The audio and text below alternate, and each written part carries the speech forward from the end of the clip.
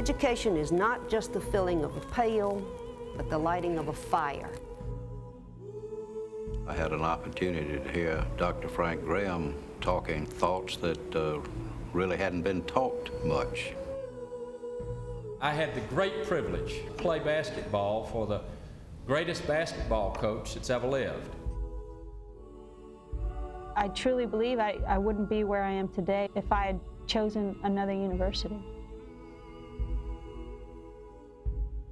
I arrived a dumb country boy wondering if I could do the work. I left with the words of great teachers ringing in my ears. I think much of our success of the basketball program is the attraction of the university. You cannot help, if you've gone to Carolina, but love it.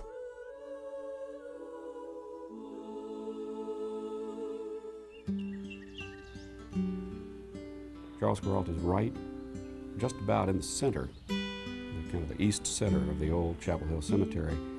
And if you wander out to where he is and radiate out from there, you come across some of the great names of this university from a generation or two or three before now. They include Cornelia Phillips Spencer, who helped reopen the university with Kent Battle. Just east of Charles Kuralt is Horace Williams. Not far from Horace is Edwin Greenlaw, for whom Greenlaw Hall was named. And, you see some of those names of those leaders like Venable, whose name is over here on Venable Hall.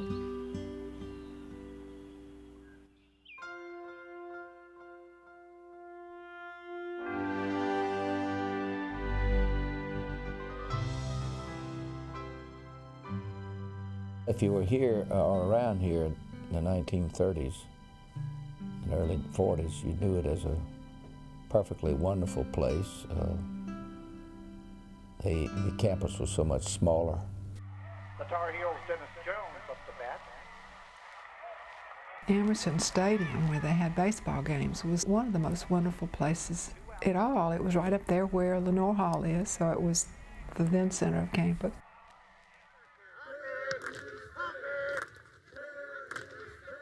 I remember the Black student movement being involved in the cafeteria workers' strike.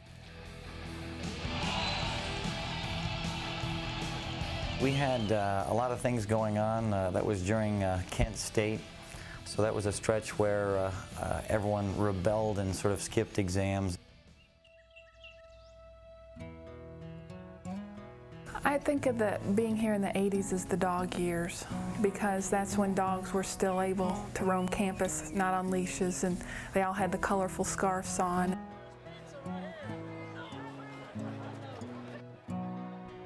I remember football weekends because it always seemed that the percussion section would practice right outside our window at 8 o'clock in the morning.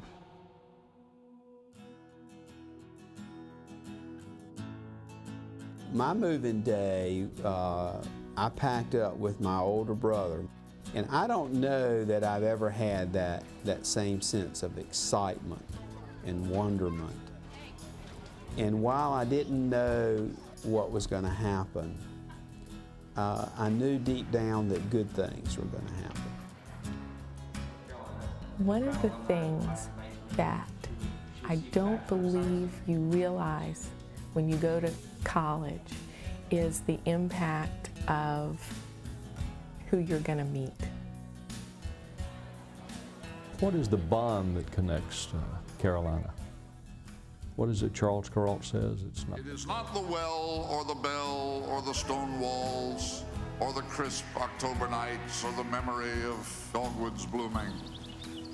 It's these intangible qualities of Chapel Hill that bring people here and bring them back. And it's the freedom to fail and the freedom to succeed is precisely what caused it to mean so much to our alumni.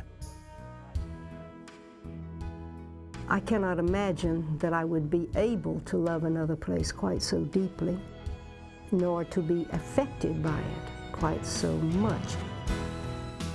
When I got to Carolina, I don't think I realized what a good school this was. I did not realize then that it was in the first rank of American universities.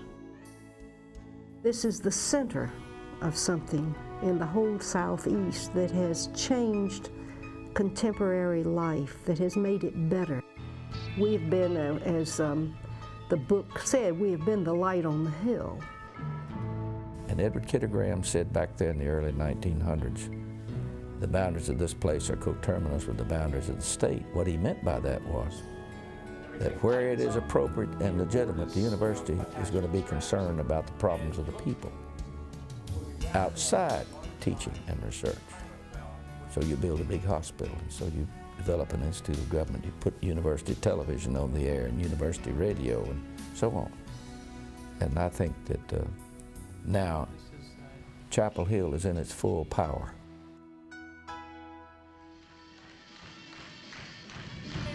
Out to the 44-yard line. Over the left side, it's a gain of 4 on the play before Paris Johnson, the strong I've safety. done over 1,200 games through the years, and fortunately for me, the Tar Heels have won over 900 of those games, so they've made me sound pretty good on a lot of Saturday afternoons and cold winter nights. I think the Carolina alumni are really proud that their teams win, but how they win is very important. The things that I've learned from this program and this university, I'll carry with me through the rest of my life. I think the role of athletics in this large institution is, in some ways, you can look at it as the front porch of the university. It's not the guts, it's not the inside, it's not the library, it's not the labs, but it is in large part what people see.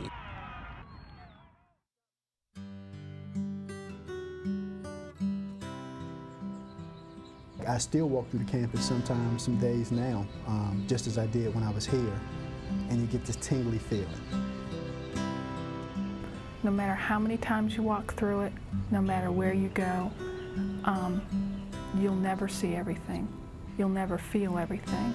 You have to go through it at all seasons, at all times of day and night. In the spring, you think there's not a more beautiful place in the world. On a fall Saturday morning, if you don't want to go to Franklin Street and walk up and down for a few minutes, you don't have a heart, you don't have a brain.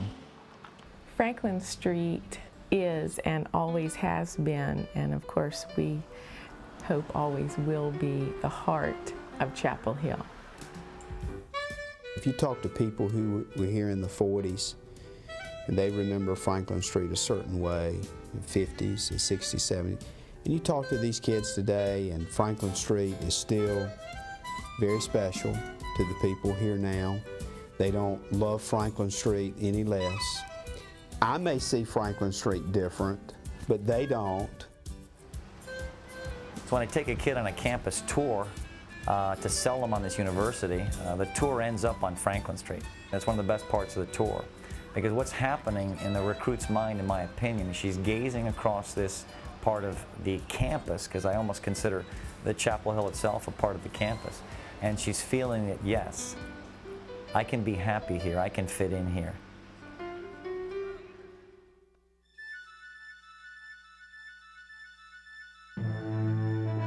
It is as if beneath the soil of this old campus there was some great mysterious magnet buried down there that pulls us all back at different times of the year. For some it's during football season or basketball season. For some it's to come back for the frequent seminars or lectures. I think this building serves to bring people together and can certainly be the heart of the alumni relationships. In a place that's far away from Chapel Hill, such as Los Angeles, we were able to feel a bit of a family atmosphere more and stay grounded by our association with the university. It's something that when you're that far away, having that contact makes you feel closer to home. I think the magazine, it does one of those things that I think it's supposed to do. which is make us proud that we're all connected to the same home base.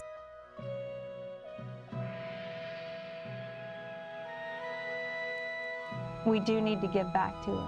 That everything that we've gotten from it is priceless, and for us to continue to be as proud and feel as good about this university, we need to come back and give back to it and help it continue to grow. Becoming a part of BAR, Black Alumni Reunion, was a way to sort of keep in touch with my friends from school who also participated, and at the same time get to know others who came before me. I think the Alumni Association, one of their goals is to remind people that you are part of a bigger picture. It's your safety net. It's again that spirit of giving and that spirit of I've got a niche, a place to come home to on campus. The Alumni Association gives you that niche. I hope I stay this involved with Carolina for the rest of my life. I mean, it means that much to me. Hark the sound of Tar Heel voices, ringing clear and true, singing Carolina's praises, shouting and singing.